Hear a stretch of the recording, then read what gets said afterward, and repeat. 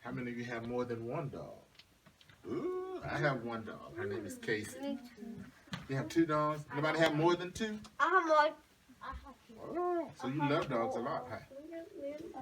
I have baby dogs. You have three dogs? Three dogs. That's a lot. I have 8 dogs. 8? Wow. 8 baby dogs. Ooh, that is a lot. Lots of food to feed them, right? Takes a lot. Okay, well, this story is going to be about a dog, as Mrs. McDermott has already said, right? Okay, all right, so Nubs, the true story of a mutt, a marine, and a miracle.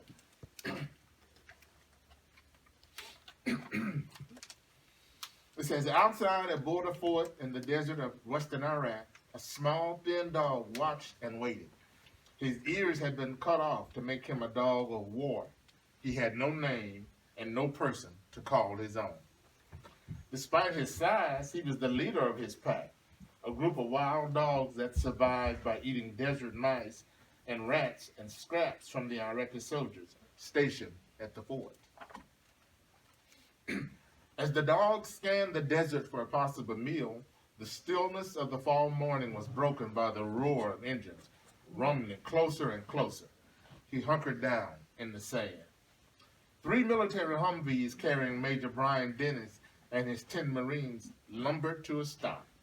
They were part of Border Transition Team 352, there to help train the Iraqi soldiers. The other pack dogs raced to greet the men. But the dog without ears cautiously approached Brian, who knelt down on one knee to meet him. I call him Nubs because his ears look like little nubs. That night, Nubs and Brian ate dinner together. They shared Brian's MREs, or meals ready to eat, of spaghetti and Cajun beans and rice. For dessert, Nubs sampled a strawberry Pop-Tart, wagging his tail. Later that evening, Nubs stayed with Brian when it was his turn at guard duty. Together, they kept everyone safe. The next day, Brian gave Nubs an extra long belly rub. Then he stepped into his Humvee and drove away. The whole pack chased after the vehicles, but quickly lost interest and turned back. Not Nubs. Running faster and faster, he tried to catch up with Brian. He ran for more than a mile. He had no way of knowing that it was against the rules for Marines to have pets. Left behind, Nubs stared after the Humvees as they disappeared into the shimmering heat of the desert. Long, lonely weeks passed without any sight of that trio of Humvees the Marines called Scout, Boss, and Chuck. At the fort without Brian, there were no belly rubs. Winter's cold winds began to scour the desert, leaving Nubs scrambling for someplace warm to sleep. As the pack leader, he faced constant challenges from younger dogs wanting his job. Sometimes a group of dogs from other forts fought Nubs and his pack over the little food they had. Nubs lived his rough, harsh life, waiting for each time Boss carried Brian back to him. At the fort without Brian, there were no belly rubs. Near the end of December, when the temperature dropped to a bone-chilling 30 degrees, the Humvees again rumbled up to the border fort. The pack dogs ran to greet Brian, but not Nubs. He hung back, gaunt and weak from a deep wound in his side. Shivering from pain, Nubs allowed Brian and the team medics to clean the wound and apply antiseptic ointment from the men's first aid kit. He even swallowed the child-sized dose of antibiotic Brian gave him. But Nubs refused to eat or drink. It hurt so much, he tried to sleep standing up. When Brian got up at 4 a.m. for his turn at watch, Nubs stiffly padded into place beside him. Head and tail drooping, he faithfully made the rounds with Brian. The next day, Nubs watched as Brian and his team prepared to leave. He touched his nose to Brian's face as Brian bent down to pet him goodbye. He felt Brian's head on his and heard him whisper, "Hey, buddy, you need to eat. You need to get better." Then Brian climbed into Boss, and the three Humvees pulled away. Determined not to be left behind again, Nubs chased after Brian. He couldn't keep up. Alone, he returned to the fort. 2 long weeks later, Scout, Boss, and Chuck thundered up to Nubs' fort again. This time, Nubs was there to greet them, tail wagging, but still moving slowly. For a few peaceful days, Nubs stuck close to his human pack. Brian took special care of him, doctoring his wound every morning. Nubs gobbled up his share of Brian MREs, especially the beef patties. They wrestled and played. Give me 5. Brian rubbed Nubs' belly every time he asked. If Brian stopped too soon, Nubs pawed him and made him rub some more. Each night, after the sun set over the desert, Nubs and Brian did their job together under an ice-black sky of 1,000 stars. They kept watch over everyone. Why? All too soon, it was time for Brian to leave again. Nubs followed close on his heels. Brian tightened his winter scarf, a keffiyeh, around his neck and then climbed inside the Humvee. He leaned out and said to Nubs, "You take care of yourself, buddy." The vehicles rolled across the desert, slowly at first, then picking up speed, heading for the command outpost, far away on the Jordanian border. Nubs cried as he chased them across the cold, coarse sand. Because of his wound, he could not keep up. He dropped to the ground, exhausted and completely alone. Never go back into base. When Nubs sat up, Scout, Boss, and Chuck were out of sight. He struggled to his feet and began walking. Nubs trekked mile after treacherous mile across the desert, shivering through frozen days and nights. There were little to eat and even less to drink. With barely a moment's rest, Nubs pushed on, fighting his way through territories fiercely protected by wolves and wild dogs. Nubs was brave, wasn't he, to do that? So 2 snowy days and 70 miles later, Nubs limped into the Iraqi battalion headquarters where Brian was working. A team member ran inside shouting to Brian, "You're not going to believe who's here." When Nubs saw Brian, he ran with his tongue out and tail wagging right into his arms. "What are you doing here?" Brian said as he held Nubs close and rolled him all over. Nubs finally felt warm again. He pressed his wet nose against Brian's cheek. Nubs watched Brian climb into Boss, ordering his team back to the command outpost, just half a mile away. "I know we're not supposed to have dogs at the outpost," Brian said to his men. "But if he follows us, what can we do?" We can go to Cintra and guy with the water and never get followed him. That's right. It says, when the Humvees began to roll, Nubs trotted right behind them until they reached the command outpost. Starving and exhausted from his ordeal, Nubs wolfed down pancakes, eggs, and sausages the Marines brought him. He made dog angels rolling over and over in the freshly fallen snow. A few days later, he found a brand new doghouse built just for him. Nubs liked living at the command outpost with Brian's men and all the other soldiers. He proudly wore a collar the Marines had fashioned from woven bracelets sent to them from school children back home. He cheered up his new friends, collecting belly rubs and making them laugh. And even though he had his own doghouse, most nights Nubs curled up in the barracks with Brian and his team.